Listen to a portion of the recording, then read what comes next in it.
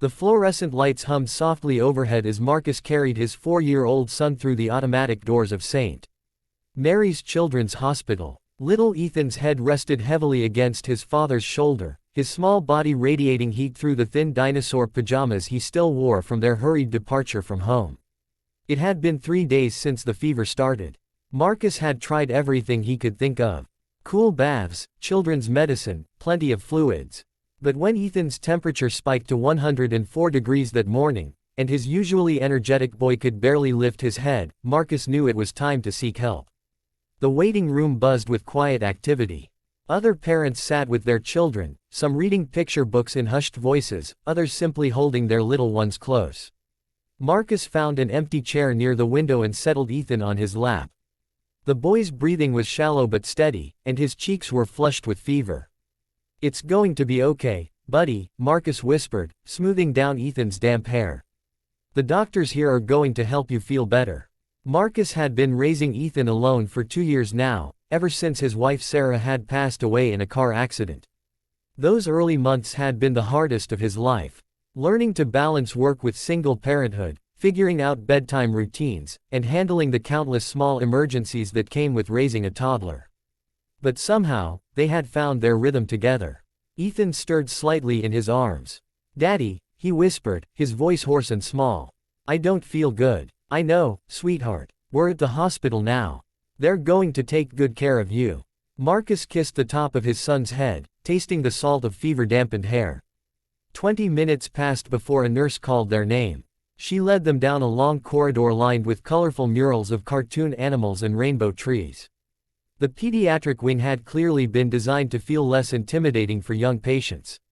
Even so, Marcus felt his stomach tighten with worry as they entered the examination room.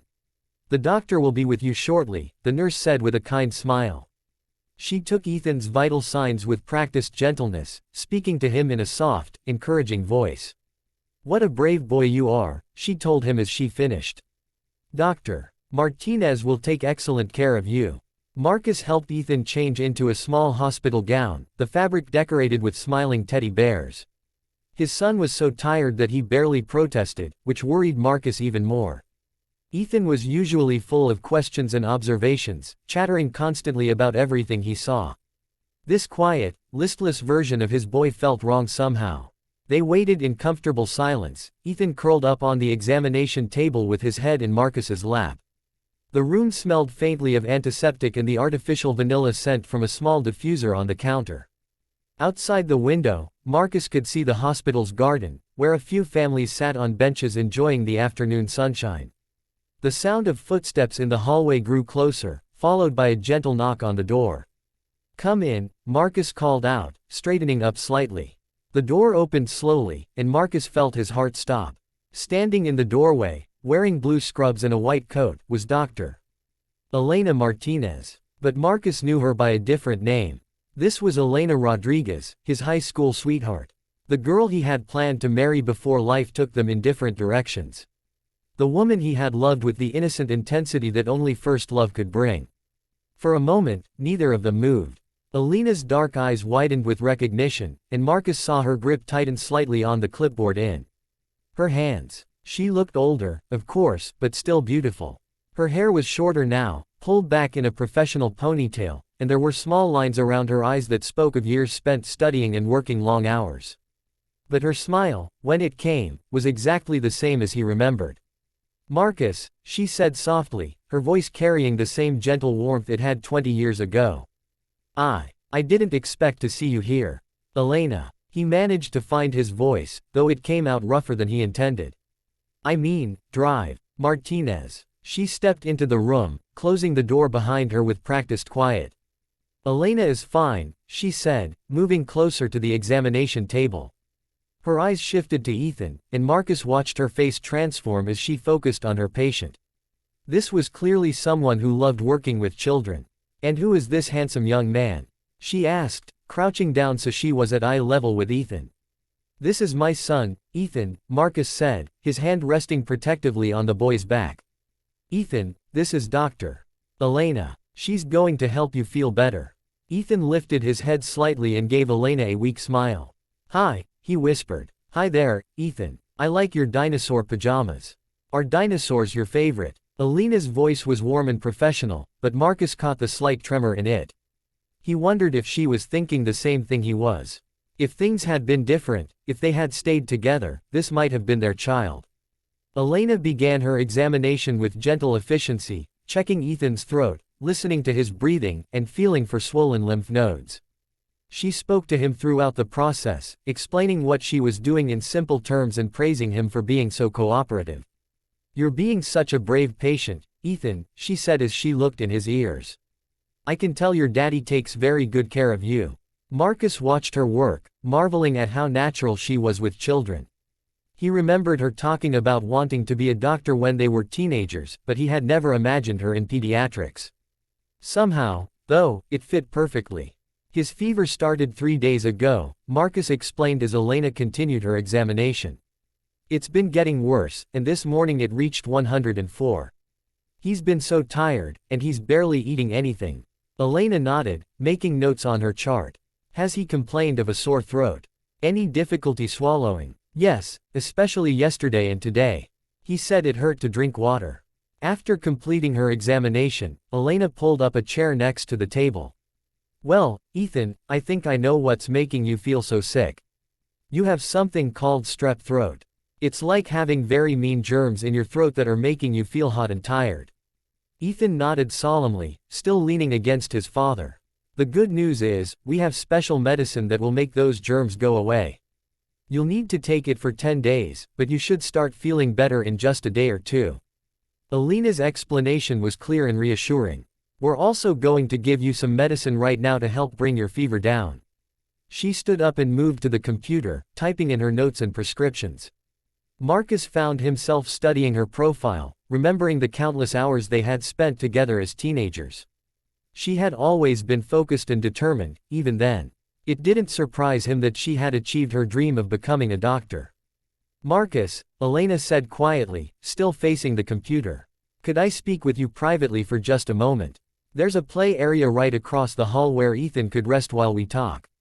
Marcus looked down at his son, who was already drowsy from the fever-reducing medication the nurse had given him.